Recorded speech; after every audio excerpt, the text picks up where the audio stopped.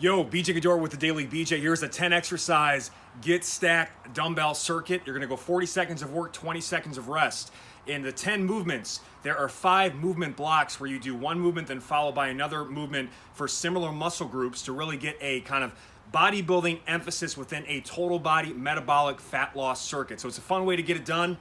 Movement 1 is going to be alternating forward lunges from a rack position. Again, it's 40 seconds on, 20 seconds off. Hold it right in the rack here, elbows tight to the sides, ribs and shoulders down, stay tall up top. Visualize balance in a glass of water on your head. You're going to step forward, land soft, and then push right through and come right back. As many quality reps as you can in 40 seconds, really making sure you push explosively back. The forward lunge pattern is going to be more quad dominant, so really push through the toes.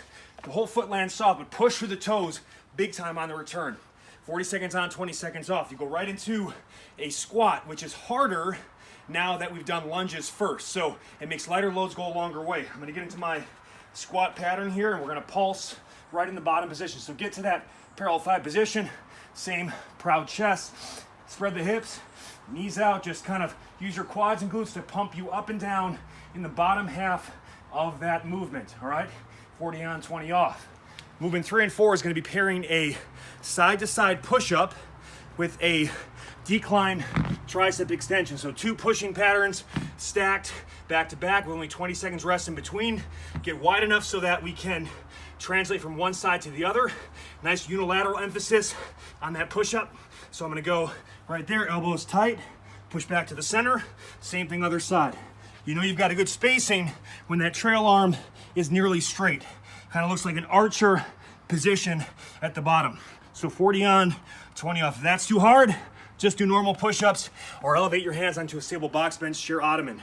From there, move into decline tricep extension. So the decline is going to allow us to get more tension at the top of the movement, but also work the glutes and hamstrings at the same time, even the shins.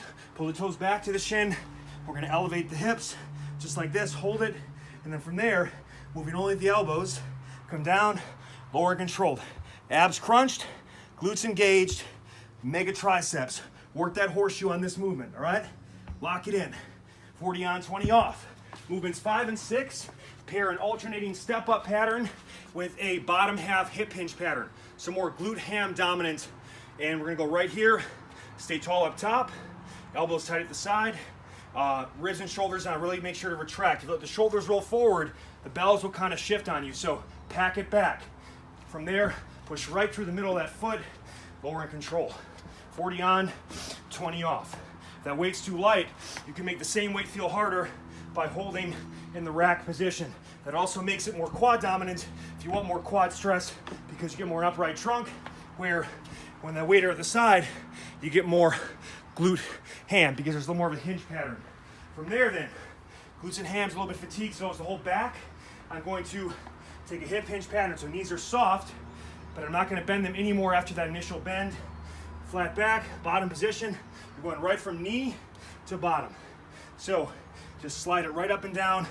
Use the glutes and hamstrings to drive the movement, only going as low as you can without rounding the spine and losing that good flat back tabletop position.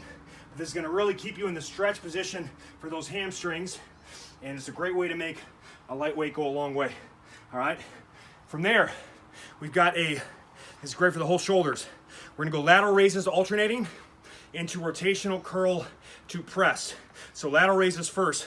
Start here, one out to the side, raising only to shoulder level. Any higher, you can risk impingement at the shoulder. If you want, get that pinky up a little bit at the top to make sure you get more lateral versus front delt, and just keep alternating that pattern, 40 on, 20 off. From there, curl to press with a rotational pivoting foot action. So I'm gonna pivot the feet, rotate the hips, right there, curl to press. 40 on, 20 off. And I can speed it up and make it more dynamic and metabolic. If the weight feels too light, but get as many reps as you can. Again, the shoulders are pre-fatigued from the lateral raises, and believe it or not, even though the curl is a biceps movement, it's also working your shoulder flexors as well. So it's a great shoulder complex there. Final 2 movements. We're gonna go with a reverse fly to a batwing row.